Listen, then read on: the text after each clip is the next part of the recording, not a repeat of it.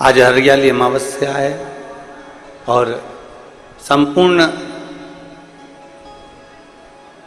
देशवासियों को, संपूर्ण क्षेत्रवासियों को, संपूर्ण ब्रह्मांड में बैठे हुए, संपूर्ण देश विदेश सब में बैठे हुए सनातनियों को आज हरियाली अमावस्या की गड़गड़ बधाई, खूब खूब बधाई, खूब खूब। चार बातें हमारे जीवन की हैं, चार बातें। प्रथम, परमार्थ का कार्य कर लें। दूसरा, प्रकृति का ऋण चुका कर जाए। तीसरे नंबर पर है, बन सके, पृथ्वी पर अगर जन्म लिया है और बन सके तो एक कन्या का कन्यादान जरूर करो, जरूर करो। एक बेटी का, एक कन्या का कन्यादान जरूर करें। और चौथे नंबर का है कि पृथ्वी पर अगर आप जन्म लिए हो, मृत्यु लोक में यदि आए हो और पृथ्वी पर यदि आपका जन्म हुआ है, पृथ्वी पर यदि आप जन्मे हो, तो मरने से पहले प्रयास करो कि किसी शिवालय में, किसी देवालय में पहुंचकर एक क्षण, एक मिनट उस शिवालय की थोड़ी देर की सेवा करो। ज्यादा सेवा से मतलब ये नहीं है कि आप बहुत समय तक, बहुत लंबे समय तक आप शिवालय में बैठे रहें और उसकी सेवा करते रहें, ये नहीं। एक क्षण की भी अगर आपने सेवा करी है किसी शिवालय में, किसी देवालय में, तो आपको उसका फल प्राप्त होगा,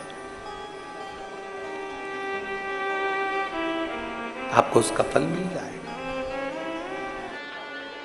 श्रावण के महीने की सुंदर अमावस्या, हरियाली, आज का किया भजन, आज का किया दान, आज का किया पुण्य, आज का किया तीर्थ स्नान, आज का किया वृक्षारोपण, आज का किया सत्संग खाली नहीं जाता। भाव से बाबा से प्रार्थना करें।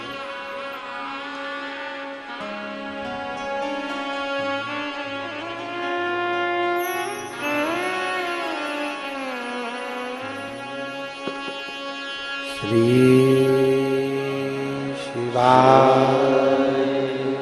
नमस्तु। एक बेलपत्र में वो बल हो जाता है पार्थिव लिंग पूजन के, श्रावण महीने के। हमसे लोग कहते हैं क्या पड़ी तुमको सावन महीने में शिवलिंग का निर्माण करवाना, पूजन करवाना, ऑनलाइन करवाना, क्यों? हम कहते हैं भूलवश भी अगर कोई अपने घर में सावन के महीने में पार्थिव लिंग का निर्माण कर लेता है, पूजन कर लेता, भूलवश भी, और एक बेलपत्र समर्पित कर देता है, उसको हजारों हजारों वर्ष का पुण्य फल तप का तो वैसे ही प्राप्त होगा।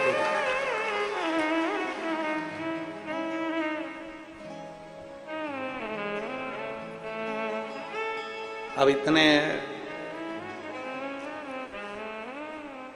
कम से कम जिस दिन पार्थिव लिंग का निर्माण का करते हो, आप लोग पूजन करते हो, उतने समय तो कम से कम तुम्हारे विचार तो अच्छे रहते हैं, तुम्हारी बुद्धि तो अच्छी रहती है, तुम्हारा चित्त तो अच्छा रहता है। उतने समय तुम भगवान शंकर की भक्ति तो करते हो।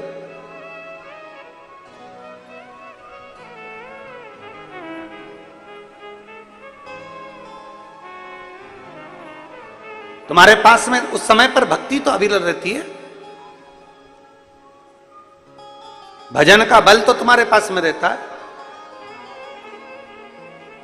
एक पति पत्नी ने फोटो भेजा है, हम प्रयास करेंगे कल कथा में आप लोगों को वो फोटो भी दिखाने का और उस पत्र को पढ़ाने का भी प्रयास करेंगे कि आस्था चैनल पर वो पत्र भी आप पढ़ें जो उस व्यक्ति ने लिखा। एक पति पत्नी ने, इतनी गरीब परिस्थिति है कि कबेलू में से उसके मकान में 3-4 जगह पर बर्तन रखे हुए हैं, पानी टपक रहा है, घर में बिछाने के लिए कुछ भी नहीं, 3 बच्चों को लेकर दोनों पति पत्नी इतने दीन से और इतने दीन से कि वो अपने घर में शंकर जी के पार्थिव लिंग का पूजन कर रहा है।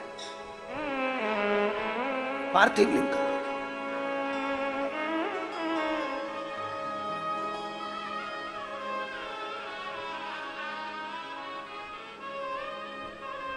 और उन्होंने पत्र में नीचे लिखा, हमारे पास देने के लिए, हमारे पास देने के लिए दक्षिणा भी नहीं है, हम किसको बुलाएं और क्या दें।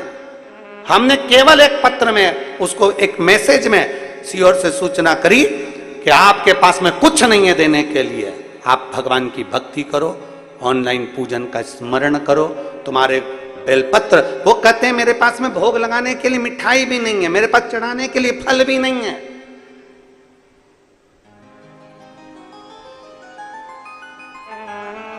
मेरे पास मिठाई भी नहीं, फल भी नहीं। हमने उसको कहलवाया, फल नहीं है कोई बात नहीं, चावल का एक दाना तो है, शंकर जी को समर्पित करना, शिव समझेंगे कि तूने फल चढ़ा लिया। हमारे पास मिठाई नहीं है कोई बात नहीं, हृदय पर हाथ रखना और विचार करना कि मैंने भगवान को भोग लगा दिया, भगवान उसको स्वीकार करेगा। दोनों पति पत्नी अपने 3 बच्चों के साथ पूजन कर रहे हैं, एक बच्चा गोदी में पड़ा हुआ है और 2 बच्चे साथ में बैठे और पति पत्नी बहुत दीन अवस्था में पूजन कर रहे हैं महादेव की। किस लिए? उसके दिल में एक विश्वास जागा होगा, भरोसा जागा होगा।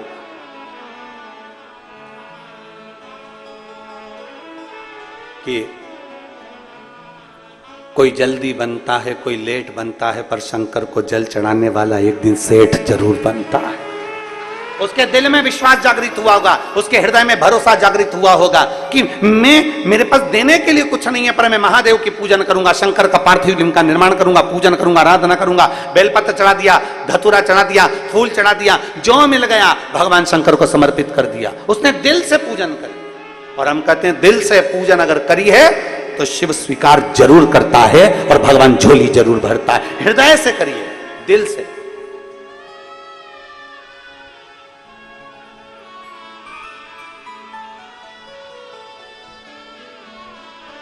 स्वीकृत हो मेरा शिव, मेरे शंकर को तुमसे कुछ नहीं चाहिए, केवल हृदय से पुकार लो।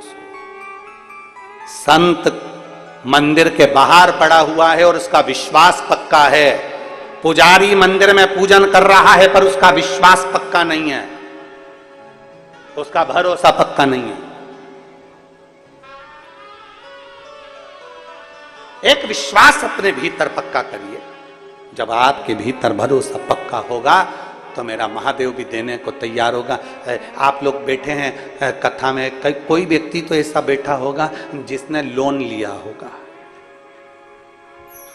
तुम लोगों ने लोन लिया होगा, या जो आस्था चैनल पर सुन रहे हैं या फेसबुक यूट्यूब पर कथा सुन रहे हैं, लोन लेते हैं तो लोन लेने से पहले बैंक वाले तुम्हारा पीछे का हिसाब देखते हैं, कैसे हो तुम, आवक क्या है तुम्हारी, पहले कितना बैलेंस रहा है बैंक में, तुम्हारा कितना माल रहा बैंक में, तुम्हारा आय व्यय कैसा रहा, तुम्हारा हिसाब कैसा रहा, तुम्हारा व्यवहार कैसा रहा। कहीं तुम किसी पुराने लोन को खा तो नहीं गए। लोन देने से पहले पुराना हिसाब देखा जाता है, तब तुम्हें लोन प्राप्त होता है। उसी तरह पृथ्वी पर जन्म लेने के बाद अगर तुम्हें कुछ अच्छा मिल रहा है तो भगवान को धन्यवाद देना कि परमात्मा तुम्हारा पीछे का हिसाब देखकर लोन पर लोन दिए जा रहा। पुराना हिसाब देखकर तुम्हें गाड़ी मिल गई, पुराना हिसाब देखकर तुम्हें बंगला मिल गया, पुराना हिसाब देखकर तुम्हें सब कुछ मिल गया, अच्छी बहू मिल गई, अच्छा बेटा मिल गया, पोता पोती मिल गए, नाती पंती मिल गए, पति पत्नी सब अच्छे मिल गए, सारा की सारा घर परिवार अच्छा मिल गया। बचा कुचा था तो छत्तीसगढ़ में जन्म मिल गया, छत्तीसगढ़ राजनांदगांव में जन्म मिल गया, अच्छे से अच्छा आनंद पाते हुए राजनांदगांव में जन्म तो मिला, साथ में 5 दिन की शिव महापुराण की कथा तुमको यहाँ राजनांदगांव में प्राप्त हो गई। जरा विचार करना, तुम्हारा पुराना लोन अच्छा था, तुमने पुराना हिसाब अच्छा रखा, इसलिए आज तुम्हारा हिसाब भोलेनाथ ने अच्छा कर दिया। हिसाब देखा, पुराना हिसाब देखकर अभी का हिसाब दिया जाता है। लोन देने वाला पहले पुराना हिसाब देखता है, देखो जरा देखो इसका बैकग्राउंड कैसा रहा, इसने कैसा पुराना हिसाब क्या रहा, बैंक का बैलेंस कैसा रहा, कैसा क्या रहा, पुराना हिसाब देखने के बाद फिर दिया जाता है। उसी तरह परमात्मा भी पुराना देखता है, पूर्व जन्म में इसने क्या किया, किसी भूखे को भोजन कराया, प्यासे को पानी पिलाया, कहीं सत्कर्म करा। भगवान ने कहा देते जाओ, लोन दिए जाओ दिए जाओ दिए जाओ। पुराना हिसाब मिला, पुराना हिसाब मिला तो कहा दरवाजे पर एक गाय आती थी, उस गाय को रोटी नहीं देती थी, धक्का मार के निकाल देती थी, डंडा मार देती थी और पानी डाल देती थी गाय पर। तो भगवान ने भी कह दिया उसी गाय को इसकी बहू बना के भेज दो, हिसाब पक्का। लोन पुराना बैकग्राउंड देखकर लोन दिया जाता है, पुराना हिसाब देखकर लोन दिया जाता है। अब कोई गाय को बहू बनाकर भेज दिया, अब पहले ये डंडा मारती थी, अब पहले ये रोटी नहीं देती थी, अब वो रोटी नहीं दे रही। पहले गाय दरवाजे पर खड़ी रहती थी, ये आती नहीं थी, अब बहू अपनी मर्जी से जी रही है, सास बैठी हुई है, अब लाएगी अब लाएगी अब लाएगी, जैसे गाय अब आएगी रोटी लाएगी, अब आएगी रोटी लाएगी, अब आएगी। गाय बेचारी खड़ी रही, उसी तरह सास भी बैठी रही, अब चाय लाएगी अब चाय लाएगी अब चाय लाएगी अब चाय लाएगी। गाय बाहर थी, तू अंदर बैठ के चाय पी गई थी, तो बहू भी अंदर रसोई घर में चाय निपटा गई, डुकरिया तू बैठी रह। पुराना बैकग्राउंड देखा जाता है, पुराना हिसाब अच्छा है तो तुम्हें लोन भी अच्छा मिल जाएगा, पुराना हिसाब बेकार है तो लोन भी नहीं मिल पाएगा। नहीं साहब हम नहीं दे सकते, इसका बैकग्राउंड अच्छा नहीं है, पुराना हिसाब खा गया, नहीं देता है, जाओ तो कचर करता है, इसका हिसाब ठीक नहीं है, बैंक बैलेंस ठीक नहीं है, कोई नहीं देगा तुमको हिसाब। इसीलिए कहते हैं पुराना हिसाब अच्छा रखोगे तो अभी का हिसाब अच्छा है, और अभी का हिसाब अच्छा रखोगे तो आने वाला समय तुम्हारे लिए अच्छा है। तुम जैसा रखना चाहो ये तुम्हारे ऊपर निर्भर करता है। मत बुरे कर्म कर बंदे वरना पछताएगा, भगवान की आंखों से तू बच नहीं पाएगा, तू बच नहीं पाएगा। अरे ओ अज्ञानी मत करना नादानी, अरे ओ अज्ञानी मत करना नादानी। तेरे कर्म का फल भी तू ही पाएगा, जैसा किया तूने तेरे आगे आएगा। मत बुरे कर्म कर बंदे वरना पछताएगा, भगवान की आंखों से तू बच नहीं पाएगा, तू बच नहीं पाएगा। अपना पुराना देखा जाएगा। तुमने किसी भूखे को भोजन कराया, तुमने किसी प्यासे को पानी पिलाया, तुमने किसी को कुछ दिया है, तुमने कुछ भजन किया है तो तुम्हें मिलता रहेगा। लोन देने वाला पुराना हिसाब देखता है, परमात्मा देने से पहले भी पुराना हिसाब देखता है। अच्छा तुम विचार करो, जरा सोचिएगा, विचार करिएगा कि ऊपर तुमसे पूछा गया था कि मध्य प्रदेश में जाना है कि छत्तीसगढ़। अरे बोलो तो। ऊपर पूछा गया था ब्राह्मण के घर में जाना है कि क्षत्रिय के घर में जाना है कि वैश्य के घर में जाना है कि शूद्र के घर में जाना है, पूछा था?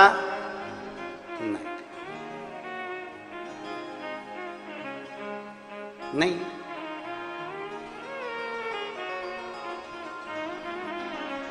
कोई नहीं पूछा। ये तो हमारे ऊपर निर्भर करता है कि हम मृत्यु लोक में जन्म लेने के बाद 4 कार्य जरूर करिए। परमार्थ करिए, प्रकृति का ऋण चुकाइए, एक बेटी का, एक कन्या का कन्यादान जरूर करिए, भले अपने घर की हो चाहे पराये के घर की जरूर करो। और किसी देवालय शिवालय में अगर गए हो तो सेवा करो। दुनिया में सेवा का सबसे बड़ा क्रम है। सेवा से बढ़कर दुनिया में कुछ भी नहीं। अभी भिलाई की कथा में एक बात कही थी, आप लोगों के स्मरण में होगा कि हनुमान जी के मंदिर में राम जी का होना जरूरी नहीं है। सुना था कथा? हनुमान जी के मंदिर में राम जी का होना जरूरी नहीं है। भिलाई की कथा में कहा था, पर राम जी के मंदिर में हनुमान का होना जरूरी है, क्योंकि उन्होंने सेवा करी है और सेवा के क्रम को उन्होंने बढ़ाया। जब सेवा के क्रम को बढ़ाया तो वो सेवा जिसने करी है वो जगत में पुजाना भी तो चाहिए। जिसने सेवा करी है वो जगत में पुजाए भी तो, जिसने सेवा करी है वो जगत में श्रेष्ठ कर भी तो।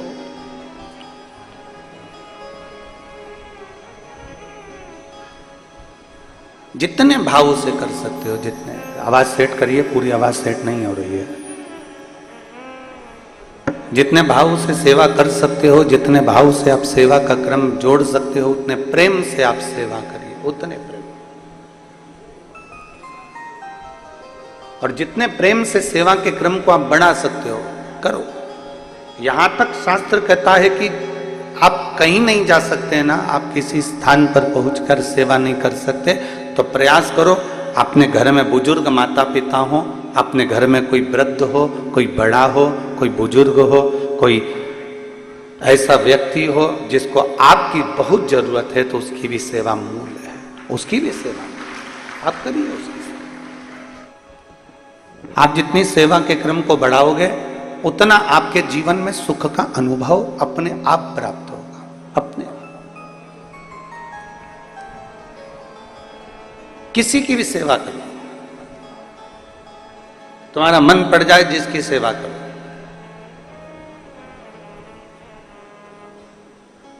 और याद रखना, सेवा करने के बाद में भूल जाना, बार बार जताना नहीं।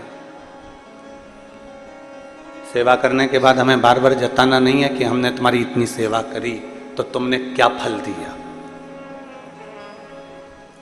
एक कथा आती है शिव महापुराण में, बड़ी सुंदर कथा, स्मरण करिएगा। आज हरियाली अमावस्या है, ऑनलाइन आप सब शिव महापुराण की कथा श्रवण कर रहे हैं, तो दिल से सुनिएगा। माता पार्वती जी बैठकर तप साधना कर रही हैं। मां जगत जननी पार्वती जी बैठकर तप साधना में लीन है। डीले कम कर दो, हॉल है क्योंकि। माता पार्वती जी तप साधना में लीन है, अपनी तप साधना कर रही है और लगी अपनी तप साधना में, भगवान शंकर को राजी करने के लिए लगी पंचाक्षर मंत्र का जाप करने के लिए। नमः शिवाय, ओम नमः शिवाय, नमः शिवाय, ओम नमः शिवाय, नमः शिवाय, ओम नमः शिवाय, नमः शिवाय, ओम नमः शिवाय। अपनी तप साधना में लीन है मां, अपनी तप साधना में लीन, किसी से मतलब नहीं उनको, और अपनी भक्ति में डूबी हुई। अब इतनी तप साधना माता पार्वती जी ने करी, इतनी तप साधना माता पार्वती जी ने करी कि पूरा 1 वर्ष नहीं, ना जाने कितने कितने वर्ष माता पार्वती जी तप साधना में लगी हुई, ना जाने कितने वर्ष।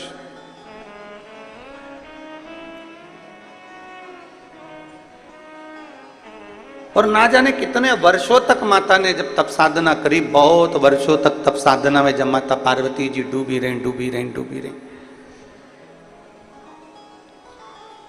श्रावण का महीना आ गया, पार्वती जी के स्मरण में, क्योंकि जो नेत्र बंद करके बैठा है, भगवान की विरल भक्ति में डूबा हुआ है, भगवान के भजन में डूबा हुआ है, भगवान के स्मरण में डूबा हुआ है, उसको ध्यान नहीं रहता कि कब सावन आ गया, कब भादो आ गया, कब कुंवार आ गया, कब कार्तिक आ गया, कब कौन सा महीना आ गया, उसके ध्यान में नहीं आता। घड़ी कौन देखता है? सत्संग में बैठे हो, कथा में बैठे हो, पूजन में बैठे हो, भजन में बैठे हो और कीर्तन में बैठे हो और घड़ी देख रहे हो, तो समझ लो कि तुम्हारा मन कथा में नहीं लगा, तुम्हारा मन सत्संग में नहीं लगा, तुम्हारा मन भगवत भजन में नहीं लगा, तुम्हारा मन भगवान के कीर्तन में नहीं लगा। भगवान की सेवा में घड़ी देखने का कार्य नहीं होता। आपका काम है भगवान की कथा सुनना, आपका काम है संकीर्तन करना, आपका काम है सत्संग करना, और तुम्हें हाथ में घड़ी भले बंधी है पर तुम्हें नहीं देखना है। देखना किसको है? आप अगर कथा में बैठे हो, आप अगर शंकर के मंदिर में बैठे हो, आप अगर सत्संग में बैठे हो, आप अगर भगवान का भजन कर रहे हो, भगवान के मंदिर में सेवा कर रहे हो, तो तुम्हें घड़ी नहीं देखना है। उस भोलेनाथ को तुम्हारी घड़ी देखना है कि तेरी घड़ी कैसी चल रही है, तेरी घड़ी को कैसे सुधारना, कैसे तुझे सुधारना है, कैसे तुझे श्रेष्ठ किया जा सकता है, कैसे तुझे ठीक किया जा सकता है, कैसे तुझे श्रेष्ठता दी सकते हैं, वो घड़ी उसको देखना, तुम्हें नहीं देखना। तुम तो अपनी मस्ती में भगवान माता पार्वती जी का चरित्र कर रहा है, माता पार्वती जी की कथा कर रही है, पार्वती जी अपनी मस्ती में मस्त। टीचरों को मैं धन्यवाद देता हूं जिन्होंने अपने बच्चों के कहने पर शिवरात्रि के दिन ऑनलाइन सारे बच्चों को बिठाकर अंधशाला के उनको भी भगवान शंकर का अभिषेक करवाया। साधुता है।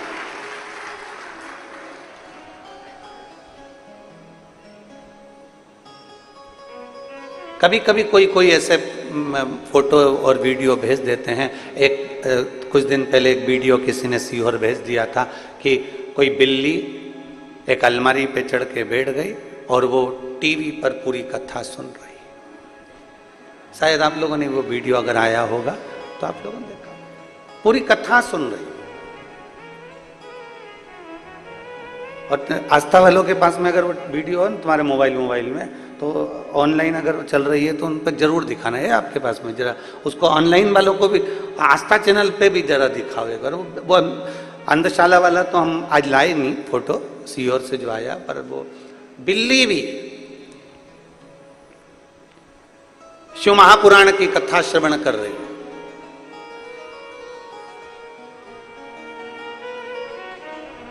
एक देहरादून से एक फोटो किसी ने भेजा वीडियो की, एक गाय और एक बैल, और रोज घर के टीवी चलती है और वो अंदर आकर कथा को श्रवण करते हैं। और ये गाय बैल का केवल एक जगह चरित्र नहीं, आपके यहाँ भी कभी कभी ऐसा योग बन जाता है कि कोई जीव आकर कथा में रम जाता है।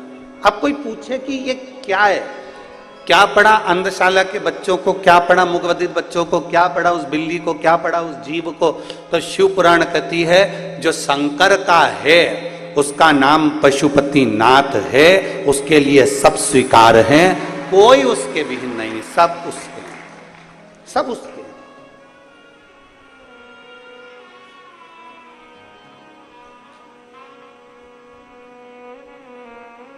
सब उसी के हैं। रुद्राष्टाध्यायी में आता है पृथ्वी, आकाश, वायु, सब हर जगह पर शिव समाया, प्रत्येक जगह पर। आप में भी शिव है। ऐसा कोई संसार में जन्मा ही नहीं जिसमें जिसकी श्वास चल रही है उसमें शिव है। श्वास निकल गई शिव गया, शिव गया तो शव बन गया। जिंदा है तो भी शिव है, मर गया शव बन गया तो भी शंकर की शरणागति में शमशान गया। मेरे बाबा ने बेलपत्री जैसे पेड़ में से छाट छाट कर डलिया में इकट्ठी करते हैं। आप सब शंकर भगवान की बेलपत्र हो जिसको शिव ने स्वीकार कर लिया शिव पुराण के। मेरे बाबा ने आपको अपने लिए बुला लिया शिव भक्ति के लिए। कहीं शिव तत्व है। आपके भीतर का विश्वास, आपके भीतर का भरोसा प्रबल है।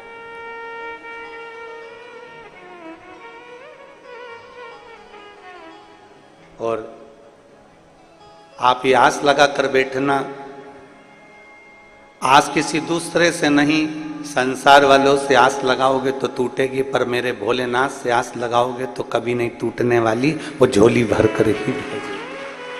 आप ये आस लगा कर बैठो कि मेरा शिव तुम्हें खाली नहीं भेजने वाला, मेरा शंकर तुम्हें खाली नहीं रखने वाला। एक विश्वास के साथ तुमने उसको भजा, एक भरोसे के साथ तुमने शंकर को भजा है, तो खाली नहीं रहेगा। पार्वती मैया तप साधना में लीन थी, उनको शुद्ध नहीं है कि कब सावन निकल रहा है, कब श्रावण का क्रम चल रहा है, उनकी शुद्धता में है ही नहीं। घड़ी वहां देखी जाए जहां समय ना कटे। दो व्यक्ति हैं, एक नौकरी करने वाला और एक दुकान करने वाला। नौकरी करने वाला व्यक्ति 5 बजे उसकी ड्यूटी खत्म होने वाली है, या सुबह 8 बजे ड्यूटी खत्म होने वाली है, या सुबह 10 बजे ड्यूटी खत्म होने वाली है, उसके 1 घंटे पहले वो घड़ी देखना चालू कर देता है, बैग समेटना चालू कर देता है, काम समेटना चालू कर देता है। और दुकान वाला व्यक्ति जो व्यापार कर रहा है, जो व्यापार में लगा हुआ है, वो काम नहीं समेटता। अगर 4 ग्राहक ज्यादा आ गए तो उनको भी सामान दे देता है, और आ गया और सामान दे देता है, और आ गया और सामान दे देता है। फिर आराम से 10 भी बज गई ना, क्योंकि अपना काम है, अपने को करना है। नौकर कह रहे हैं सेठ जी 9 बज रहा है, सेठ जी बोले चुप रहे, तेरे को जाना चले जा। पर दरवाजे पर अगर कोई ग्राहक आया है तो मैं उसको खाली नहीं जाने दूंगा, वो आया है तो मुझे काम करना पड़ेगा। नौकर चले गया, सेठ जी लगे रहे लगे रहे लगे रहे। क्यों? क्योंकि वो दुकान सेठ जी की है, वो दुकान उसकी है, इसलिए उसमें वो ज्यादा समय भी दे देता है तो उसको भान नहीं होता।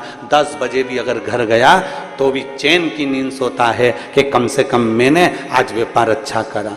एक नौकरी वाला घड़ी बार बार देख रहा है, और एक दुकान वाला अपनी दुकान है तो घड़ी नहीं देख रहा। दोनों में अंतर है। एक व्यक्ति भगवान के मंदिर में जाता है, 25 बार घड़ी देखता है, मुझे जाना है, अब भी जाना है, जल्दी करना है, ऐसा करना है, वैसा करना है। और एक जो भगवान को अपना मान लेता है, पूर्ण विश्वास के साथ अपना मान लेता है कि मेरा शंकर है, 2-5 मिनट ऊपर भी हो जाएगा तो मेरा शिव स्वीकार कर लेगा, मेरा अपना है।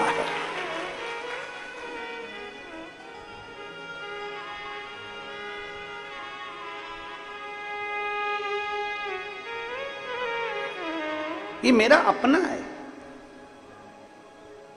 थोड़ा समय ज्यादा भी लग गया तो ये मेरा अपना है, इसको कैसे छोड़, कैसे? कहीं शिव आपको अपना लगे, कहीं भगवान शंकर आपको अपना लगे तो स्वीकृत हो।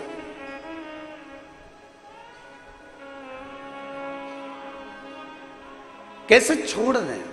माता पार्वती जी अविरल भक्ति में डूबी हुई हैं। माता पार्वती जी भगवान शंकर की भक्ति में डूबी, उनको नहीं मालूम कि कब सावन गया, कब भादो आ गया, कब कुंवार आ गया, कब कार्तिक आ गया, उनके स्मरण में है ही नहीं। उनका तो केवल एक भगवान की विरल भक्ति को धारण करना, मंत्र जाप करना, स्मरण करना, कीर्तन करना, और डूबे गए। फूलबाई साहू कहीं बैठी हैं, फूलबाई साहू, श्री शिवाय नमस्तुभ्यम। बच्चा आया है साथ, ले आओ उसको ले आओ। मेरी शादी को 15 वर्ष हो चुके थे। आप स्वयं जानते हैं गुरुजी की 15 साल में ऐसा कोई डॉक्टर नहीं छोड़ा हमने, ऐसा कोई देवता का स्थान नहीं छोड़ा हमने जहां हमने गोद ना भरवाई, हमने नारियल नहीं झेला। ऐसा कोई डॉक्टर नहीं जिसका इलाज ना करवाया। टेस्ट बेबी भी हो, चाहे ऐसा कोई काम हो जो हमने संतान के लिए सब कुछ कराया, पर औलाद का सुख 15 साल तक नहीं आया। 15 वर्ष तक औलाद का सुख नहीं आया। 15 साल जब औलाद का सुख नहीं आया, तब हमने किसी दूसरे के कहने पर शिव महापुराण की कथा को श्रवण करना प्रारंभ करा, और भगवान शिव की कृपा से बाबा की कृपा से सफेद आंकड़े की जड़ बेलपत्र के प्रयोग से 2022 में बाबा की ऐसी कृपा हो गई कि मेरे घर में संतान की प्राप्ति हो गई। एक शिव कृपा, एक शंकर की उदारता, भगवान शिव की करुणा, भगवान शिव की कृपा, उसकी दया, उसकी उदारता सहज नहीं होती है। 15 वर्ष के बाद भी अगर वो झोली भर रहा है, 15 वर्ष के बाद भी अगर वो औलाद दे रहा है, तो कहीं ना कहीं उसकी कृपा, आपके भीतर कुछ विश्वास, आपके भीतर कुछ भक्ति, आपके भीतर कुछ जागरूकता, आपके भीतर शंकर के प्रति दृढ़ता बड़ी हो। आपके भीतर शिव भक्ति बड़ी होगी।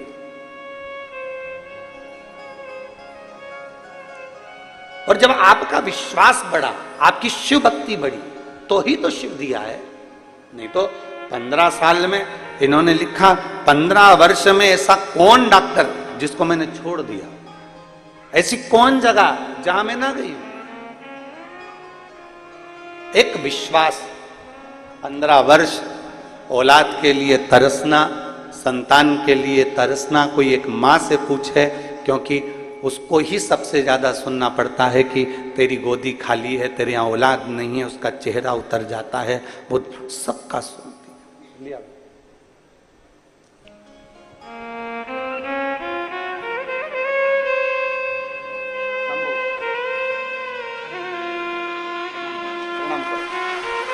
प्रणाम।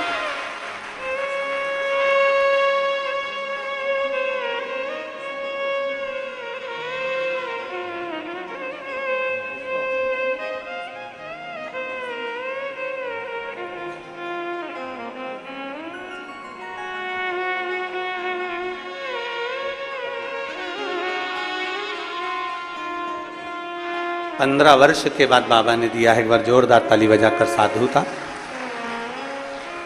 एक भरोसा आपका होना चाहिए, एक विश्वास आपका होना चाहिए, एक दृढ़ता आपकी होना चाहिए। और जब विश्वास, भरोसा, दृढ़ता पूर्ण होती है तो शिव सुनता जरूर है, सुनता है।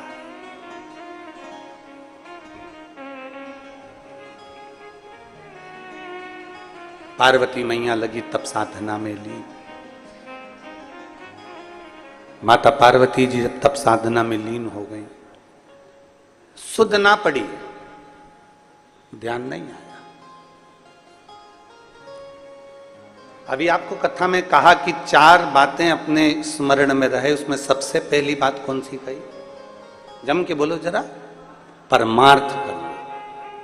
कितना बड़ा क्रम है। माता पार्वती जी का चरित्र बता रहा है, मां पार्वती जी का संवाद बता रहा है कि माता पार्वती जी तप साधना में डूबी थी। तभी एक छोटा सा बच्चा रो रहा था और उसके पास में एक घड़ियाल, एक मगर उस बच्चे को पकड़ने के लिए जा रहा था। बच्चा चीख चीख कर रो रहा।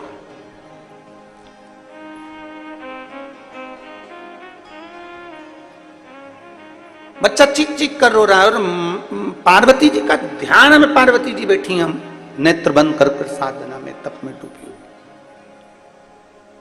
और एक बच्चे को एक मगर, एक घड़ियाल पकड़ रहा।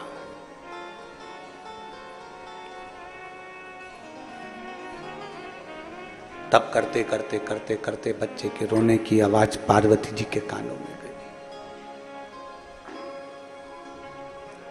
जैसे ही माता पार्वती जी के कानों में रोने की आवाज गई, पार्वती जी के नेत्र खुल गए। अभी तक माता पार्वती जी के नेत्र नहीं खुले थे, तब साधना में लीन थी। अभी तक माता पार्वती जी के नेत्र नहीं खुले थे, अपनी भक्ति में लीन थी। पर एक बच्चे की आवाज सुनकर माता पार्वती के नेत्र खुल गए और भागी मां पार्वती देखने के लिए। हुआ क्या? कौन बच्चा इस जंगल में, इस वन में, इस वीराने में कौन आ गया?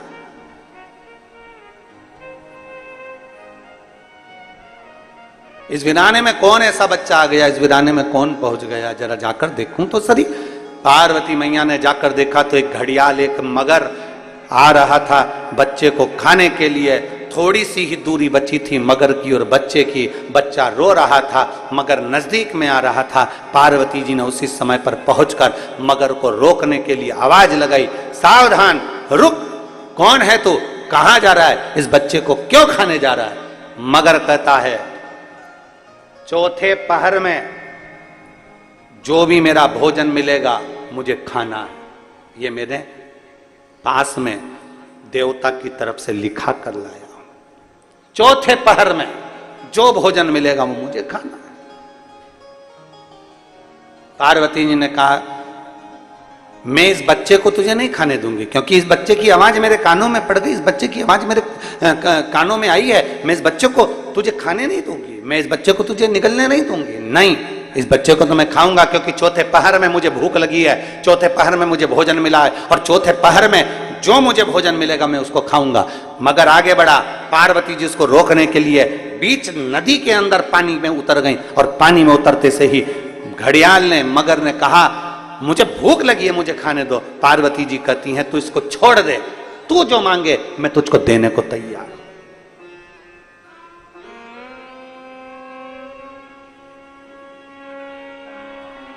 जो तू मांगेगा मैं तुझे दे दूंगी, पर तू इसको छोड़। कितना सुंदर बात कही है, जरा ध्यान दीजिएगा। बहुत बहुत सुंदर प्रसंग है महाराज। आप और हम, कई संसार के लोग जितने आस्था चैनल पर सुन रहे हैं, जितने फेसबुक यूट्यूब पर सुन रहे हैं, और जितने इस पंडाल में सुन रहे हैं, करोड़ों की संख्या में शिव भक्त अपने अपने चैनल पर कथा को सुन रहे हैं, ऑनलाइन कथा श्रवण कर रहे हैं। उन सबसे कहना चाहूंगा, कई लोग, आप और हम में से कई लोग ऐसे हैं जो भगवान की भक्ति के नाम पर नेत्र बंद कर बैठ जाते हैं, आंख बंद कर बैठ जाते हैं, और ये सोचते हैं कि हमने तो जो हो रहा था वो देखा ही नहीं। शिव महापुराण की कथा कहती है, अगर तुम भजन कर रहे हो, तुम घर में सेवा कर रहे हो, तुम आराधना कर रहे हो, तुम पूजन कर रहे हो, तुम शंकर जी से लाड लड़ा रहे हो, तुम भगवान शंकर को जल चढ़ा रहे हो, तुम शिव की स्तुति कर रहे हो, और मालूम पड़े किसी व्यक्ति पर, उसी स्थान पर जहां तुम पूजन कर रहे हो, जहां तुम आराधना कर रहे हो, उसी स्थान पर किसी व्यक्ति पर अगर कोई कष्ट दे रहा है, तो प्रथम फर्ज तुम्हारा बनता है कि पूजन से पहले परमार्थ का कार्य करना है। भैया थोड़ा रुकिए, भैया थोड़ा सावधान होइए, उसके पांव में चोट लग गई, भैया उसको हाथ में लग गई, भैया उसको ऐसा हो गया। पहले जल, संत तुकाराम जी महाराज का चरित्र कहता है, संत नामदेव जी महाराज का चरित्र कहता है, प्रयागराज से जल भरकर रामेश्वर को कावड़ चढ़ाने के लिए गए थे संत। और संत जब कावड़ चढ़ाने के लिए प्रयागराज से जल भरकर, त्रिवेणी का जल भरकर जब पहुंचे रामेश्वर धाम के लिए, तो बीच रास्ते में चलते चलते चलते चलते उनको एक गधा मूर्छा खाकर पड़ा हुआ मिला। गधा जमीन पर पड़ा हुआ मिला। तो संतों ने विचार करा, बाकी के संत भी साथ थे, कोई ने अपनी कावड़ का जल उस गधे को ना दिया, पर संतों ने, तुकाराम जी ने, नामदेव जी ने अपनी कावड़ का जल लिया और उस जल को गधे को पिला दिया। गधा उठकर बैठ गया। सारे संत कहने लगे, इतना दूर प्रयाग से जल भरकर चले थे, केवल थोड़ी ही दूर पर रामेश्वरम बचा था, कुछ दूर पर रामेश्वरम बचा था, और तुमने तुम्हारा जल गधे को दे दिया।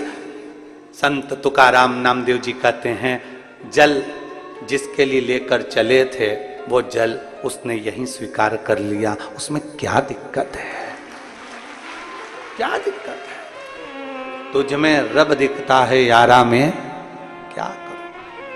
हर एक में परमात्मा नजर आए, हर एक में भगवान नजर आए, हर एक में परमात्मा का दीदार हो जाए, इससे बढ़कर सुख और क्या हो सकता है। गधे में उसने परमात्मा को, भगवान, संतों ने गधे में भगवान का दर्शन किया, तो भगवान उसी जगह पर जब जल चढ़ा दिया, और जल चढ़ाने के बाद जैसे ही संत चलने लगे, तो वो गधा अपने मनुष्य देह में आकर बोलता है कि तुमने मुझे कृतार्थ कर दिया, धन्य कर दिया।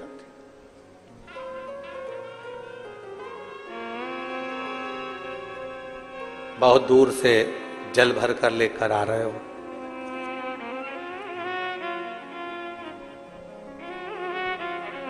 बहुत दूर से जल लेकर आ रहे हो, और दूसरे को अगर कष्ट दे रहे हो, दूसरे को त्राण दे रहे हो, कष्ट दे रहे हो, परेशान कर रहे हो, किसी को कुछ कह रहे हो, तो ये श्रेष्ठता नहीं बन सकता, उसमें एक आनंद का अनुभव नहीं हो सकता।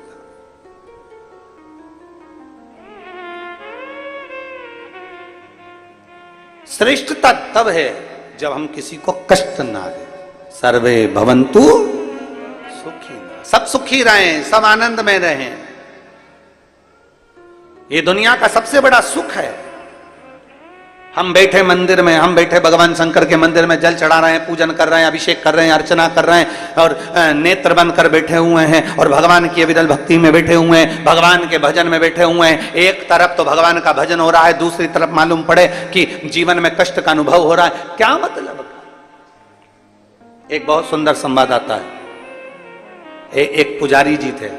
वो पुजारी जी भगवान के मंदिर में पूजन करते थे और पूजन करते थे, बड़े दुखी बड़े थे, बहुत दुख था उनके जीवन में, ना काम ना धंधा, बच्चे भूखे रहते, पत्नी भी परेशान रहती, पूरा परिवार परेशान रहता। पुजारी जी भगवान शंकर के मंदिर में पूजन करते, अब बड़े दुखी, बड़े दुखी। अब पुजारी जी भगवान के मंदिर में पूजन करते, बच्चे भूखे रहते, पत्नी भूखी रहती, परिवार भूखा रहता, बड़े परेशानी में, कपड़े नहीं, लत्ते नहीं, आभूषण नहीं, जेवर नहीं, बड़े पुजारी जी दुखी रहते। एक दिन उसी मंदिर में एक संत आ गए। संत ने फटी हुई सी धोती थी, एक तन पर गमछा डला हुआ था, मस्तक पर चंदन लगा हुआ था, गले में रुद्राक्ष की माला थी, हाथ में रुद्राक्ष की माला थी और 12 तिलक लगे हुए थे। और संत ने आकर पुजारी जी से कहा, भैया जी मुझे भूख लग रही है, पुजारी जी कुछ खाने को दे दीजिए, मुझे भूख लग रही है, कुछ खाने को दे दीजिए। पुजारी जी ने कहा, बताओ कहां कहां के भिखारी आ जाते हैं, मांगने के लिए पूरा गांव पड़ा हुआ है, मांगने के लिए पूरा क्षेत्र पड़ा हुआ है, मंदिर में भी मांगने आ जाते हैं। पुजारी जी ने कहा, चल भाग यहां से, धक्का दे दिया पुजारी जी ने। वो संत उसी मंदिर के बाहर प्रांगण में, बाउंड्री के अंदर, वो संत अपने एक साधारण से भाव से पोंछ कर, झाड़ू लगाकर वहीं मिट्टी में सो गया। और सोया, पुजारी जी ने सोचा कैसा अड़भंगा है, कैसा पागल है, मूर्ख है। और पुजारी जी ने फिर भगवान से कहना चालू करा, वाह रे भगवान वाह, तेरा भक्त दिन भर भूखा रहता है, मेरे बच्चे परेशान रहते हैं, मैं तकलीफ में रहता हूं, भगवान तू तो है भी कि नहीं है संसार में, तू है कि नहीं है संसार में। पुजारी जी दिन रात भगवान को कोसा करते और संत उसी बाउंड्री के अंदर पड़े रहते। संत का नियम था, जैसे ही संध्या होती, रात होने से पहले संत भगवान का भजन करने बैठ जाता और जैसे ही सुबह होती वैसे ही तान के खूब बढ़िया सोता, दिन भर सोता, रात भर भजन करता। अब पुजारी जी ने देखा कि इसको जब भी, अब पुजारी जी तो दिन में आते, पुजारी जी को क्या मालूम कि रात में कितना भजन करता। पुजारी जी दिन में आते, दिन में देखते तो वो तो बढ़िया चांद के सो रहा। पुजारी जी उसको दिन रात गाली देते, कैसा बताओ किस में का है, कैसा अकल नहीं है, ना जाने कहां से आ गया, कैसा अड़भंगा है, ये संत है, ये साधु है, ये तपस्वी है, देख लो भगवान। और ऐसे ऐसे संत ये पड़े हुए हैं। और खूब कोसे पुजारी जी, खूब कोसे, और फिर भगवान को भी कि तू मुझे तो भूखा मार दिया, भगवान तू तो मुझे कुछ खाने को ही नहीं देता, मेरा परिवार दुखी, ये दुखी वो दुखी। अब संत इतने रात को भजन करे, दिन में सोए, भगवान की ऐसी कृपा कि गांव के लोग भी आए ना तो संत को कोई मालपुआ देकर चले जाए, कोई जलेबी देकर चले जाए, कोई पूड़ी देकर चले जाए, कोई कचौड़ी देकर चले जाए, और पुजारी जी को कोई कुछ नहीं देखे जाए। अब तो पुजारी जी और आग बबूला, पुजारी जी और आग बबूला। पुजारी जी ने कहा, बताओ हम तो मंदिर में पूजन कर रहे भगवान, और सारी दुनिया का ठाट तो ये संत को मिल रहा, दिन भर सोता, रात भर न जाने क्या करता, और खाने को भी अच्छा अच्छा मिलता, और हम तुम्हारी पूजन करते और हमको कुछ नहीं मिलता। और थोड़े दिन निकले, बाबा भोलेनाथ जी को कहते कहते समय हो गया, तब भगवान शंकर ने एक पंडित का रूप लिया। पंडित का रूप लगकर भगवान भोलेनाथ तुरंत उस पुजारी जी के पास गए और पुजारी जी से कहा, पुजारी जी बहुत भूख लग रही है। इतनी देर में जैसे पंडित जी बोले भूख लग रही है, पुजारी जी बोले एक और भिखारी आ गया,